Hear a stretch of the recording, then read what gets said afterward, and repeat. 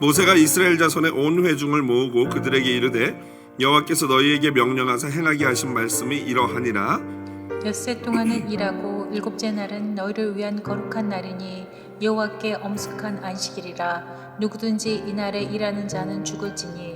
안식일에는 너희의 모든 처소에서 불도 피우지 말지니라. 모세가 이스라엘 자손의 온 회중에게 말하여 이르되 여호와께서 명령하신 일이 이러하니라. 이르시기를 너희의 소유 중에서 너희는 여호와께 드릴 것을 택하되 마음에 원하는 자는 누구든지 그것을 가져다가 여호와께 드릴지니 곧 금과 은과 놋과 청색 자실 홍색 실과 가는 배의 실과 염소털과 붉은 물들인 숫 양의 가죽과 해달의 가죽과 조각목과 등유와 및 관유에 드는 향품과 분향할 향을 만드는 향품과 가가치요 호마노며 호마노며 에봇과 에봇과 흉패에 물릴 보석이니라. 보석이니라. 아멘. 예, 본문은 19절까지인데요. 19절 내용이 예전에 읽었던 본문하고 또 동일합니다. 그래서 여러분들 한번 나중에 예배 끝나고 댁에 가셔서 한번 읽어보시기를 부탁드리고요. 오늘 본문 출애굽기 35장 1절로 19절 말씀 가지고요. 안식을 너에게 주노라 라는 제목으로 말씀의 은혜 나누도록 하겠습니다. 우리는 지난주에 말씀 살펴보기를요. 모세의 활약으로 말미암아 하나님과 이스라엘 백성의 두 번째 재계약이 성립된 것을 우리는 보았습니다. 물론 이것은요.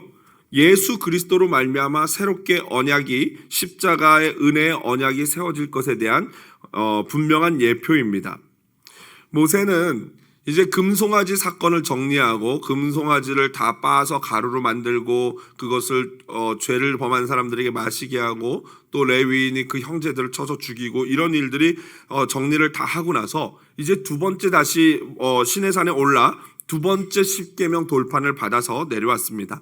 그래서 얼굴에 그때 하나님과 교제함으로 말미암아 하나님과 말함으로 말미암아 얼굴에서 광채가 났다고 되어 있고요. 사람들이 그 얼굴 빛 때문에 두려워가지고 가까이 오기를 두려워하니까 모세가 수건을 쓰고 연약한 자들을 배려했던 것을 지난주에 우리가 보았습니다. 이러한 상황에서 여러분 생각해 보십시오. 모세가 하나님을 두 번째 만나고 내려왔습니다. 그리고 와서 백성들에게 전하는 그 첫 번째 얘기가 중요하겠습니까? 안 중요하겠습니까? 너무나도 중요하겠죠. 하나님과 얘기를 하고 와서 이제 백성들에게 그 말을 전달하는데 그 처음 말하는 말이 얼마나 중요하겠습니까? 그 첫 번째 전했던 말이 바로 오늘 본문인데요. 그것은 뭐냐면은 안식일을 기억하여 거룩히 지키라라는 계명입니다. 여러분 안식일의 규례는 이미 출애굽기 31장 12절에서 17절에 잘 나와 있습니다. 말씀하셨습니다. 하지만 이 금송아지 사건을 정비하고 나서 다시 언약을 갱신하는 장면이 32장, 33장, 34장에 나왔어요. 그리고 나서 오늘 35장에 다시 안식일을 말씀하십니다. 그러니까 구조적으로 보면요. 금송아지 우상숭배 사건이 있기 전에 안식일 규례가 나왔고 금송아지 사건과 그것을 정리하는 사건이 있었고 다시 금송아지 사건이 끝나고 첫 번째 하는 말씀이 안식일이에요. 그러니까 여러분 이 안식일이 얼마나 중요한 그 하나님 앞에 띠이겠습니까? 주제겠습니까?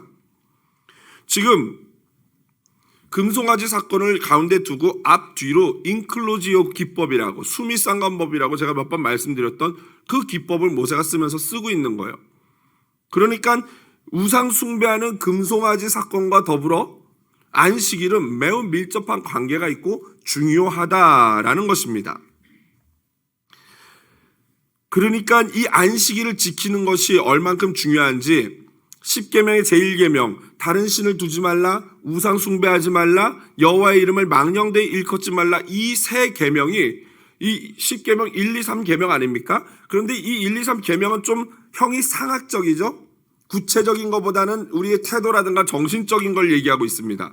정신적, 구체적 우리 마음으로 마음의 태도로 하나님만 섬기겠다. 우상에게 절하지 않겠다. 하나님의 이름을 망령되이 일컫지 않겠다. 이것의 실천적인 가장 첫 번째 행동이 뭐냐면요. 안식일을 기억하여 거룩히 지키는 것이라는 거예요.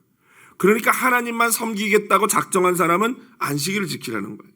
우상 숭배하지 않겠다고 작정한 사람은 안식일을 지키라는 거예요. 여호와의 이름을 망령되이 일컫지 않겠다고 작정한 사람은 안식일을 지키라라는 것입니다. 그래서 더글라스 스튜어트라는 학자는요, 다음과 같이 말했습니다. 한번 화면 보면서 여러분 큰 목소리로 같이 읽어보겠습니다.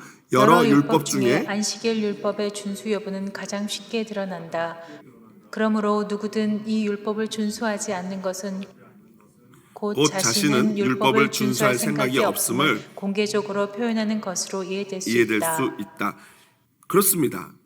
바로 안식일을 지키는 것이 율법을 내가 지키겠다는 가장 첫 번째로 드러나는 행위적 행동이라는 것이죠. 그래서 이 안식일은 여호와 하나님만 섬기겠다고 약속하는 이스라엘이 지켜야 할 가장 기본적이고 중요한 율법인 것입니다. 오늘날로 이제 구약 성경이기 때문에 오늘날로 이 말씀을 바꿔 적용하면요, 결국 우리 신약 시대를 살아가는 우리 성도들에게 있어서 믿음에 있어서 가장 중요한 게 뭐겠습니까? 주일을 지키는 거예요. 주일날 와서 예배당에 와서 하나님을 예배하는 것, 이것이 가장 믿음의 첫 번째 출발인 것이죠. 뭐 사람의 믿음에 따라서 뭐 여러 가지 이 신앙의 차이가 있겠지만 기본적으로 예수 그리스도를 믿기로 작정하고 하나님을 예배하는 자들은 뭐 제가 볼 때는 가능하면은 1년에 52주가 있는데 한 뭐 50주 정도는 와서 예배를 드려야 하지 않나라고 생각을 합니다. 뭐 조금 이제 뭐 신앙의 정도에 따라서 40주, 45주가 되겠지만 이 주일은 반드시 교회를 가서 예배한다. 이거를 원칙적으로 놓고 신앙생활을 해야지만 그때부터 신앙이 제대로 세워지는 거예요.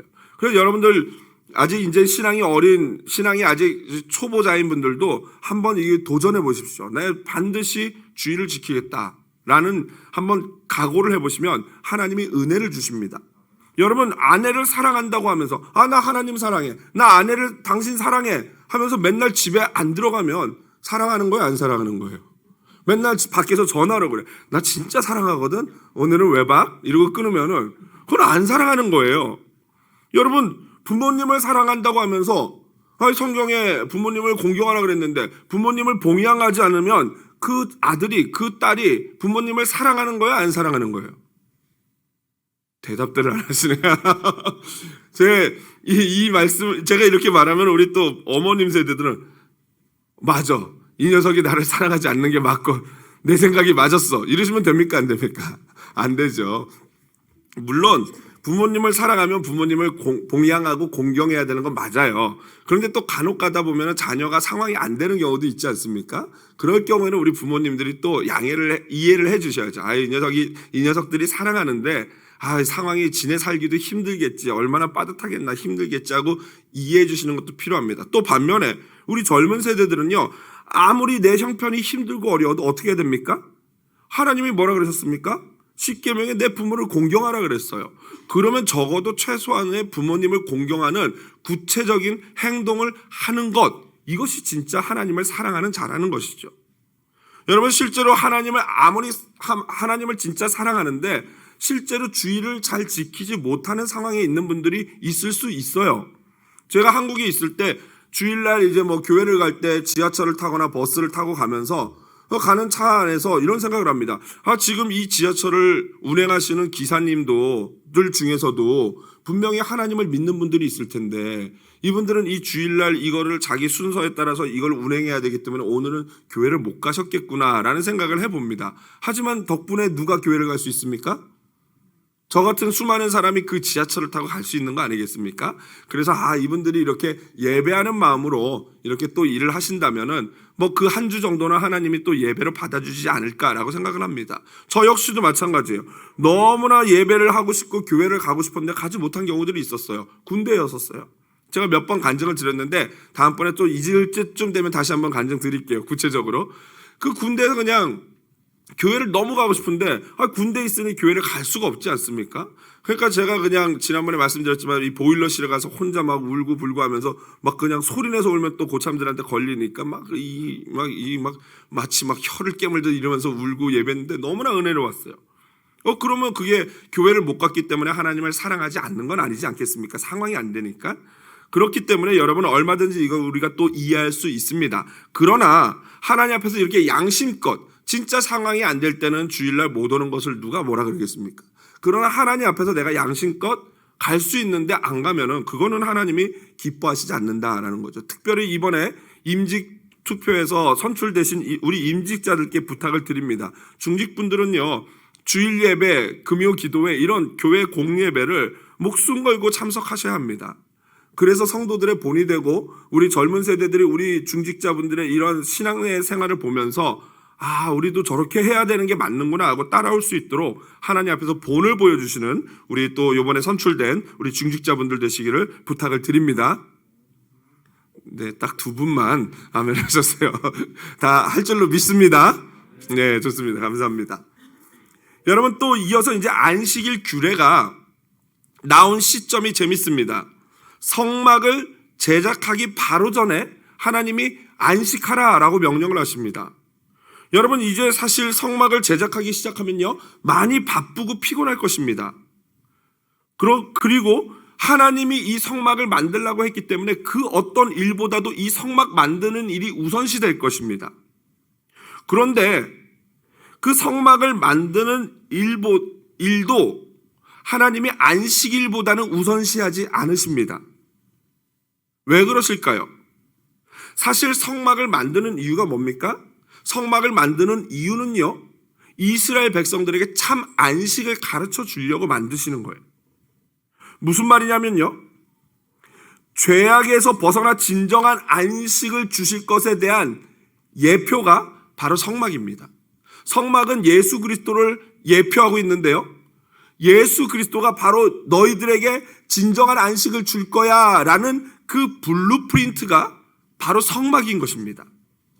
그러므로 참 안식은 십자가의 예수 그리스도 안에서만 가능한 것입니다.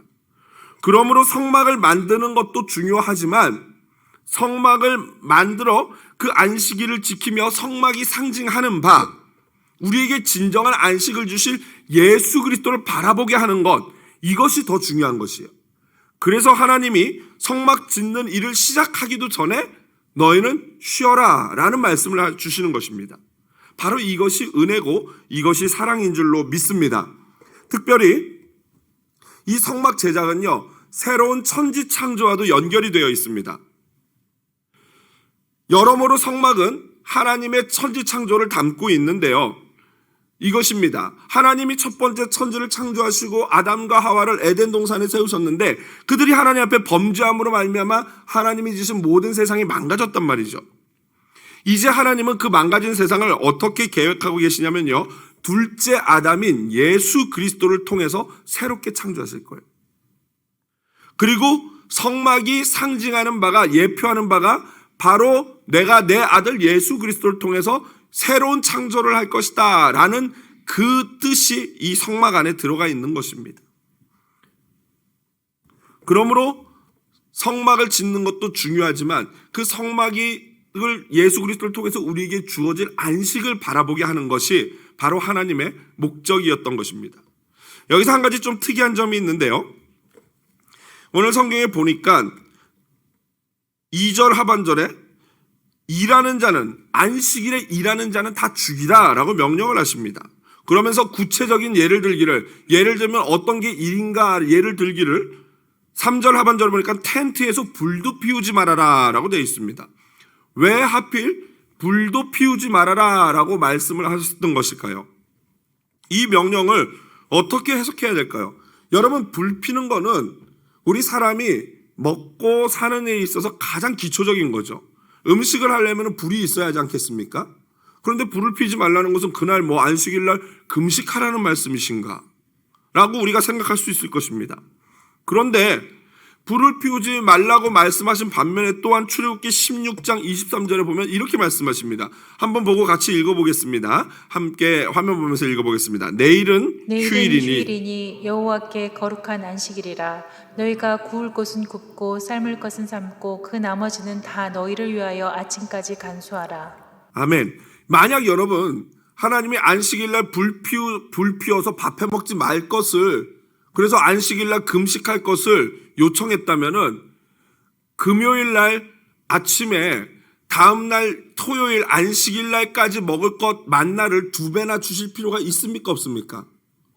없지요. 안식일날 음식을 아예 못 해먹게 하실 거면은 그냥 금요일까지만 만나 내려주시고 내일은 안식일이니까 너희들 꿈도 꾸지 마, 불도 피지 마, 먹지 마, 금식해 이러시면 되잖아요.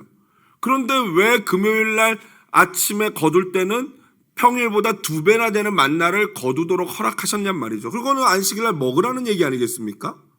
그 먹으려면 음식을 해야 되는데 불이 없으면, 불을 못 피면 음식을 못 하잖아요. 그럼 도대체 어떻게 하란 말인가?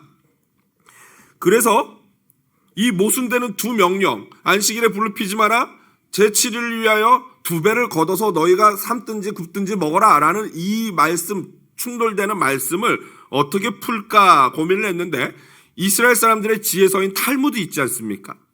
탈무드에는 이렇게 되어 있습니다. 안식일에 불을 피워서는 안 되지만 안식일이 되기 전에 이미 피워진 불에 장작만 더하지 않으면 괜찮다. 하여튼 이 유대인들이 잔머리가 대단해요. 똑똑합니다. 잔머리가. 우리나라 사람도 똑똑한데 유대인도 거의 우리나라 버금가게 똑똑하지 않습니까? 무슨 말이냐면요, 금요일날 저녁에 막 불을 이따시만하게 피라는 거예요. 그래가지고 그거 다 재료 만들어가지고 막 활활 타오르는, 뭐 밤새 해도 안 꺼지지 않겠습니까? 나무 많이 넣으면. 그 다음에 안식일에는 거기다가 장작만 던져넣지 않고 거기서 숯 이렇게 삽으로 퍼다가 가져가지고 호 불어가지고 불을 올려가지고 그래서 밥해 먹으면 된다 이 얘기예요. 하여튼 똑똑합니다, 유대인들. 그런데 유대인들이요, 이 말씀을 지금도 그대로 문자 그대로 받아요. 그래서 우리 교수님이 어떤 이야기를 해주시냐면, 이제 학교에서 공부를 할 때 이제 유대인과 같이 이제 룸메이트가 된 적이 있는데, 같은 이제 기숙사에 있었는데 그 친한 친구였는데, 그 친구가 하루는 전화를 해가지고 올라오라 그러더래요. 그래서 기숙사 이제 위아래에 있었나 봐요. 올라와서 나 좀 도와달라 그러더라고요. 왜? 하고 막 올라갔더니 부탁하는 게, 저기 저 스토브 가스레인지 좀 켜줄래? 이러더래요. 왜 너 손이 없냐? 네가 키지. 오늘 안식일이라 불 켜면 안 돼. 이러더래요. 그러니까 이 말씀을 그대로 문자 그대로 해석해서 안식일날 불 켜지 말라 그랬다고, 이거 스토브 이거 돌리는 것도 안 된다는 거예요. 그러니 여러분, 이 유대인들이 얼마나 깝깝하게 사는지 아시겠죠? 뭐 엘리베이터 앞에서 누르지 않고 가만히 기다리고 있다가 다른 사람이 안식일에는 기다리고 있다가 누가 와서 누르면 얼른 따라탄 다음에 그 사람이 누르는 층 보고 같은 층이면 가만히 있고 다른 층이면 그분한테 저기 5층 좀 눌러주실래요? 라고 부탁을 한다는 거예요. 이거 일하는 거라고, 누르면 안 된다고. 이 사람들이 얼마나 답답하게 사는지 모르겠어요. 여러분, 이거를요, 아전인수격, 그러니까 자기중심적이라는 거죠. 아전인수. 자기중심적인, 그리고 문자적으로 글자 그대로만 해석하는 근본주의 해석이라고 합니다. 성경을 해석하는 다양한 방법이 있는데, 성경이 이 문학적으로 보면은 어떤 거는 역사서, 어떤 거는 시가서, 어떤 거는 뭐 이런 편지, 이런 것들이기 때문에 각 부분마다 해석하는 방식이 달라요. 여러분, 이 시를 논설문 해석하듯이 해석하면 해석이 됩니까? 안 됩니까? 절대 안 되죠. 시를 어떻게 논설문처럼 해석할 수 있겠습니까? 그러니까 시는 시 상징적으로, 은유적으로, 비유적으로 그 내용이 뭔지를 찾아내야 됩니다. 그런데 시를 문자 그대로 해석하면 큰일 나버리죠. 마찬가지예요.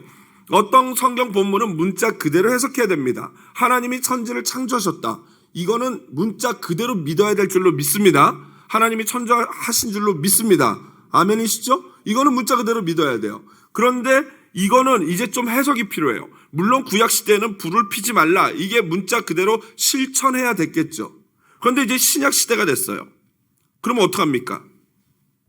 이거는 안식일에 일하는 자는 누구든지 죽여라, 이 명령은 이제는 우리가 어떻게 해석해야 되냐면요, 우리의 신앙 태도의 기본적인 원칙, 자세로 삼아야 되는 겁니다. 무슨 말이냐면요, 불 피는 거는 얼마나 중요하고 얼마나 내게 필요한 일입니까? 내게 중요하고 필요하다 하더라도 하나님 말씀에 위배되고 거역되는 것은 하지 않겠다라는 기본적인 이 자세를 가지라라는 얘기인 것이죠. 그래서 제가 배웠던 송병현 교수님은 이거를 이렇게 잘 설명했어요. 합리성, 필요성보다 순종이 앞서야 한다라고 정확하게 해석했어요. 여러분, 신앙생활 하다 보면 이렇게 하는 게 훨씬 편하고 이렇게 하는 게 훨씬 효율적일 수 있어요. 그런데 훨씬 편하고 훨씬 합리적이고 효율적이라 할지라도 만약에 그것이 하나님이 원하는 어떤 방식이나 방향이 아니라면 우리가 그거를 편리함과 합리성을 추구하기보다는 하나님의 말씀에 순종하는 걸 택해야 한다라는 것입니다. 그러므로 신약 시대를 살고 있는 저와 여러분들 성도들은요, 안식일과 주일의 연관성에 관해서 좀 공부할 필요가 있어요. 여러분, 어떤 자세로 우리가 주일을 보내야 되는지 한번 돌아보고 반성해야 됩니다. 여러분, 물론 주일을 안식일처럼 율법주의적으로 지킬 필요는 절대 없어요. 그럴 필요가 없고 그래서도 안 됩니다. 그렇다고 해서 주일을 안식일보다도 수준 낮은 날로 지켜서도 안 돼요. 오히려 안식일을 지키는 것보다도 훨씬 더 고차원적이고 더 고상하게 주일을 지켜야 하는 것입니다. 바로 이러한 기본적인 원리가 다음 제가 말씀드릴 두 가지 말씀에 잘 나타나 있습니다. 먼저 예수님은 결국 신앙은 이 두 말씀의 균형이라고 할 수 있어요. 예수님이 다음과 같이 말씀하셨습니다. 요한복음 8장 32절입니다. 여러분 이거는 같이 외워도 될 것 같습니다. 짧아서 같이 한번 읽어보겠습니다. 진리를 알지니 진리가 너희를 자유롭게 하리라. 진리를 알지니 진리가 너희를 자유롭게 한다. 아멘. 진리 되시는 예수님을 아는 순간 우리는 모든 것에서부터 자유함을 누리게 됩니다. 더 이상 율법적이지 않아요. 여러분, 더 이상 율법은 필요가 없습니다. 여기서 오해하지 말아야 될 것은 여기서 말하는 율법이라는 것은 예식법, 즉 이 구약 성경에도 도덕법과 예식법이 있는데 제사 지내는 것, 성결법 이런 것들을 지킬 필요가 없다는 거예요. 도덕적인 거는 주님 앞에 가는 날까지 우리가 지켜야 됩니다. 그러나 구약의 예식법은 우리가 지킬 필요가 없지요. 왜? 예수 그리스도께서 오셔서 완성했기 때문에. 그래서 우리는 자유함을 누리는 겁니다. 그동안은 저와 여러분은 율법의 종이고 죽음의 권세의 종이었다면은 이제 예수 그리스도를 구주로 영접하는 순간부터는 자유인이 된 줄로 믿습니다. 그러므로 이제 성도는요, 율법에 얽매일 필요가 없어요. 모든 것이 가능하고 모든 것이 자유롭습니다. 그런데 사도 바울은 누구보다도 예수 안에서 그 자유함의 비밀을 아는 사람이었어요. 그런데 사도 바울이 또 다음과 같이 고백합니다. 같이 또 읽어보겠습니다. 고린도전서 10장 23절입니다. 모든 것이 가하나 모든 것이 유익한 것이 아니요 모든 것이 가하나 모든 것이 덕을 세우는 것은 아니니. 여러분, 주 안에서 우리 성도는 모든 것이 가능합니다. 하지만 때로는 더 큰 목적이나 유익을 위해서 우리 자신의 자유를 스스로 포기할 때가 있습니다. 그것이 바로 진정한 성숙한 신앙인의 자세인 것입니다. 내가 믿음이 좋다고 해서 내가 자유로운데 이거 하는데 누가 뭐라 그래? 라고 하는 게 믿음이 좋은 게 아니고 오히려 그 자유함을 내가 스스로 절제하고 포기할 수 있는 것, 이게 진짜 믿음이라는 것이죠. 대표적인 예로 바로 고린도전서 8장에 불거졌던 문제예요. 사도 바울이 고린도 교회 문제에 대해서 얘기하면서 어떤 문제를 말했냐면요, 사도 바울이 이 우상에게 드려졌던 제물이 이제 우상에게 제사를 지내고 고기가 많이 남지 않습니까? 그러면 그게 이제 시장으로 나와요. 그러면 시장에 나와서 팔린단 말이죠. 뻔히 이제 이게 우상에게 드린 제물인 걸 알거든요. 그럼에도 불구하고 사도 바울은 그 우상에게 드렸던 제물을 먹는데 전혀 거리낌이 없었어요. 왜요? 예수 그리스도로 말미암아 자유해졌기 때문에 귀신에게 절하고 먹던 예수님 훨씬 더 크신 예수님이 있기 때문에 자유롭게 제사 음식 먹을 수 있었거든요. 그런데 문제는 그것을 바라보는 연약한 성도가 그것 때문에 시험에 드는 경우가 있었던 것입니다. 그러니까 사도 바울이 만일 믿음이 연약한 자가 그걸 보고 실족한다면은 나는 영원토록 그 고기 안 먹어도 괜찮다 하고 안 먹겠다고 작정을 했어요. 그래서 고린도서 8장 9절에 이 사도 바울의 태도를 이렇게 잘 설명하고 있습니다. 같이 읽어보겠습니다. 그런즉 너희의 자유가 믿음이 약한 자에게 걸려 넘어지게 하는 것이 되지 않도록 조심하라. 예를 들자면 목사인 제가 포도주 집에서 와이프와 함께 고기 먹으면서 스테이크 먹으면서 한잔 해가지고 마시는 거 죄입니까 아닙니까? 그런 눈으로 보지 마세요. 저는 술을 마시지 않습니다. 예를 들은 거예요. 예를. 그 마시는 게 문제가 됩니까 안 됩니까? 안 되죠. 그런데 만약에 제가 어느 이 동네 식당에서 막 식사하면서 반주로 한 잔 마시고 있으면 여러분 어떻게 하시겠습니까? 1번 같이 와서 한 잔 한다. 2번 시험에 든다. 시험에 들 확률이 높죠. 우리나라 정서에서는요. 그러면은 저는 안 마신다는 거예요. 저는 원래 안 마시고요. 그래서 안 마신다는 게 아니라 안 마신다는 거예요. 바로 사도 바울이 그 얘기를 하고 있는 거죠. 여러분, 믿음이 강한 자는 그것을 자랑하는 게 아닙니다. 오히려 믿음이 강한 자는 연약한 자를 배려하고 자신에게 주어진 자유를 스스로 제한해서 그것들이 덕이 되도록 하는 것이죠. 그래서 어떤 목사는 이렇게 얘기했어요. 하고 싶은 것을 하지 않을 수 있는 자유, 하고 싶지 않은 것을 할 수 있는 자유. 훌륭한 목사님이 이 말을 했습니다. 임씨입니다. 시애틀에 산다고 들었습니다. 제가 만들어낸 말인데요. 하고 싶은 것을 하지 않을 수 있는 자유, 하고 싶지 않은 것을 할 수 있는 자유. 저기 중간에 기쁨으로 넣을 수 있어요. 여러분, 그런데 성도들의, 우리 현재 기독교인, 저를 포함한 사람들의 문제는 뭐냐면요, 하고 싶은 것만 하려고 그래요. 자유니까. 그리고 하고 싶지 않은 거는 하려고 하는 사람이 없어요.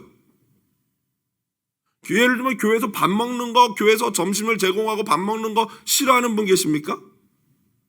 없어요. 그런데 밥 먹고 나서 설거지하는 거 좋아하는 분 계십니까? 여기서 손 들면 이제 큰일 납니다. 없어요. 여러분, 제가 어제도 비가 막 오는데 이제 비에 안 젖는 옷을 입고 모자를 이렇게 쓰고 옥상에 올라갔어요. 우리 교회가 이 나무가 있어서 경치는 너무너무 좋은데 또 가을에 되면은 우리 뭐 장로님들 다 아실 거예요. 청소해 보신 장로님들 다 아시죠.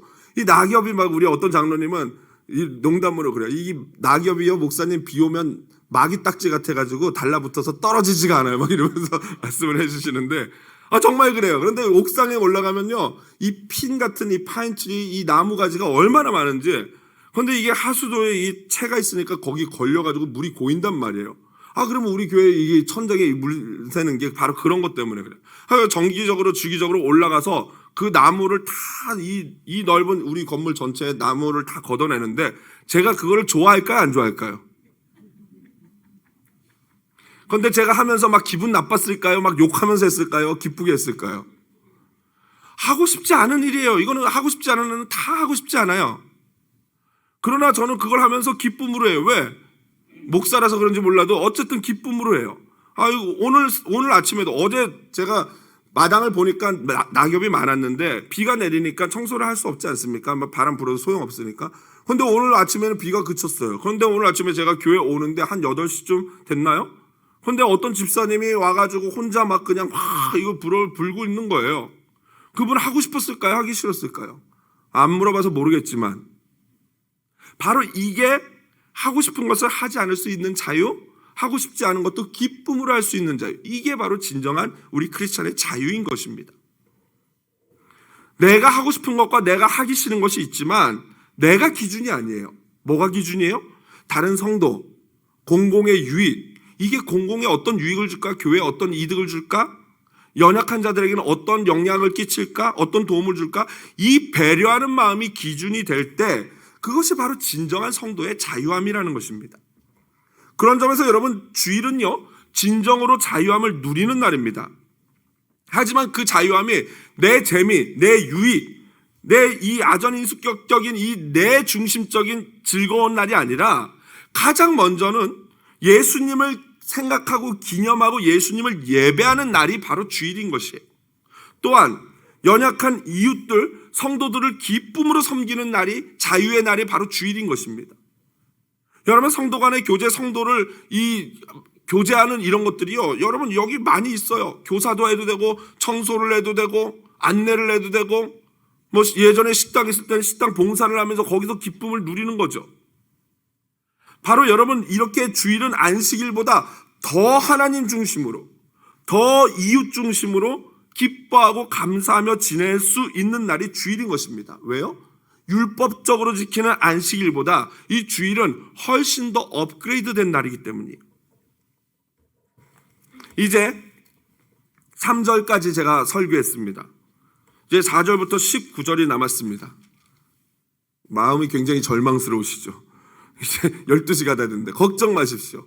이 뒷부분은요, 간단하게 요약해서 말씀드립니다. 왜냐하면 이거는 벌써 이미 설교한 부분이고, 이 앞부분에서 이 출애굽기에 반복된 부분이에요. 왜 이렇게 또 반복해서 모세가 말할까? 이 포인트를 말씀드리겠습니다.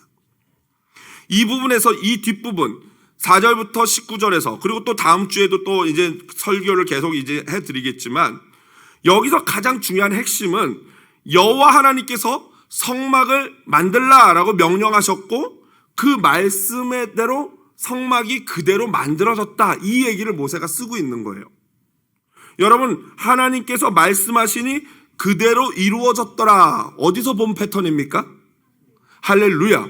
창세기 1장 천지창조에서 본 거 아니겠습니까? 하나님의 말씀하시니 그대로 되었더라. 바로 이 성막이 하나님의 말씀하시니 그대로 이루어지는 거예요.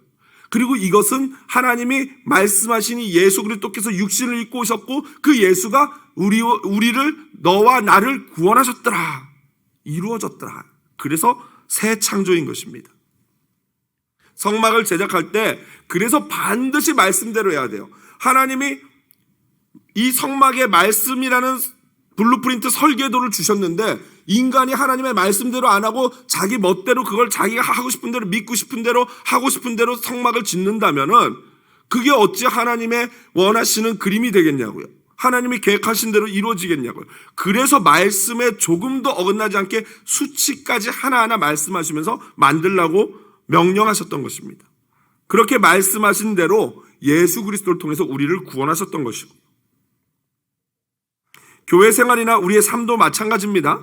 우리의 마음대로 살아서는 안 됩니다. 하나님의 말씀대로 순종하고 하나님의 말씀에 따라 생활할 때 우리의 몸은 성령이 거하시는 아름다운 성전이 되는 것입니다.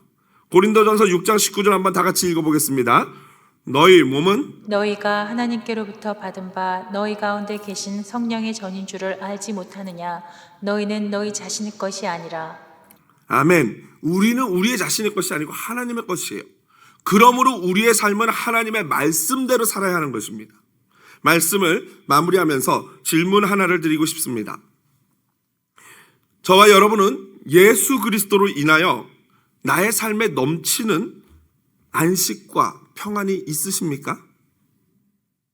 여러분, 만일 그렇지 못하다면은 내 안에 뭔가 알 수 없는 평안과 이 쉼을 누리지 못해서 무엇인가를 찾아 잡고 이 목마른 사슴처럼 찾고 있다면은 여러분, 오늘 이 본문에 안식일날 쉬라는 하나님의 명령을 여러분 다시 심각하게 고민해야 합니다. 이 쉼이라는 명령은 육체적인 엿새 동안 일하고 하루 쉬는 그런 육체적인 쉼을 포함하기도 하지만 더 근본적으로 저와 여러분의 마음에 있는 근심과 걱정과 염려를 내려놓고 쉬라는 거예요. 안식, 평안을 누리라는 거예요. 여러분, 왜 하나님이 성막을 지으라고 명령하면서 가장 먼저 이 안식을 말씀하셨겠습니까? 성막 지으라고 명령하면 이렇게 짓고 이렇게 짓고 안 하면 벌써 머리가 아파요, 안 아파요? 머리가 지끈지끈해지지 않겠습니까? 하나님이 그런데 안식하라고 명령하는 거는 걱정 말라는 거예요. 성막 짓는 일, 가나안에 들어가는 것, 너희들이 염려하지 말아라. 그건 무슨 말입니까? 누가 하시겠다는 거예요? 내가 하겠다는 거예요. 너희는 그냥 말씀에 순종만 하면 된다. 염려하지 마. 나머지는 내가 하겠다. 그러니까 너희는 나 여호와의 말씀에 순종하고 기쁨과 안식을 누리기만 하면 된다. 이 말씀하시는 거예요. 여러분, 우리 집에 막내가 5살이에요. 그런데 제가 여태까지 그 아이 전생에 5년을 통틀어서 그 아이가 저쪽 구석에 가가지고 인상을 쓰면서 삶의 고뇌를 하는 걸 한 번도 본 적이 없어요. 걔는 왜 그렇게 걱정 근심이 없는지 모르겠어요. 이 아빠의 지갑 형편을 아는지 아빠의 상태를 아는지 모르겠어요. 아랑곳하지 않아요. 저의 심리 상태와는 상관없어요. 마냥 해맑게 웃고 좋고 가스 스테이션 가면 사탕 사라 그러고. 왜 그럴까요? 그 아이는 왜 걱정을 안 할까요? 아버지를 믿기 때문이에요. 아빠 하나님을. 자신의 삶을 든든하게 책임져 줄, 사실 이 아빠는 자기의 삶을 책임져 줄 수도 없고 연약한 유한한 인간임에도 불구하고 그 아이는 그 아빠가 최고인 거예요. 자기를 끝까지 지켜줄 줄 알고 믿는 거예요. 저는 그렇게 못해요. 그러나 우리 하나님 아버지는 저와 여러분을 그렇게 보호하시고 지켜줄 줄로 믿습니다. 수많은 염려를 해보았던 사도 베드로는 다음과 같이 외쳤어요. 베드로전서 5장 7절 같이 읽어보겠습니다. 너희 염려를 다 주께 맡기라. 이는 그가 너희를 돌보심이라. 여러분, 힘있게 또박또박 내 안에 있는 모든 걸 끄집어내서, 여러분 주중에 말씀 잘 못 읽잖아요. 이 좋은 기회 아니겠습니까? 같이 큰 목소리를 읽어보겠습니다. 너희 염려를 다 주께 맡기라. 이는 그가 너희를 돌보심이라. 아멘. 아멘. 여러분, 만약 이게 사도가 말한 거라서 좀 그래서 사도가 말한 거잖아, 이렇게 약간 못 믿으시겠다면 좋습니다. 예수님이 직접 하신 말씀 또 한번 읽어보겠습니다. 마태복음 6장 31절 32절 같이 읽어보겠습니다. 그러므로 염려하여 이르기를 무엇을 먹을까, 무엇을 마실까, 무엇을 입을까 하지 말라. 이는 다 이방인들이 구하는 것이라. 너희 하늘 아버지께서 이 모든 것이 너에게 있어야 할 줄을 아시느니라. 아멘.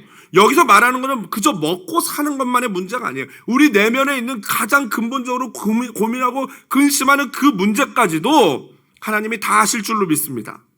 여러분, 내가 하는 것이 아닙니다. 그저 우리는 하나님의 그 명령에 순종하고 열심히 살 뿐입니다. 그러면 하나님이 모든 것을 책임지실 줄로 믿습니다. 그러므로 어깨에 있는 짐을 여러분 내려놓으십시오. 주님이 원하시는 것은 사랑하는 자녀의 기쁨이고, 자녀가 행복한 것이고, 자녀가 주님 아버지 안에서 그 쉼을 누리고 안식을 누리고 평안을 누리는 것입니다. 아버지와 동행하는 자는 쉼을 얻고 기쁨을 얻을 줄로 믿습니다. 우리 삶의 새 창조의 거룩한 말씀이 이루어질 것을 믿습니다. 하나님 보시기에 좋았더라. 안식을 너희에게 주노라. 오늘 이 믿음을 가지고 함께 이 찬양 하나님 앞에 찬양하시겠습니다.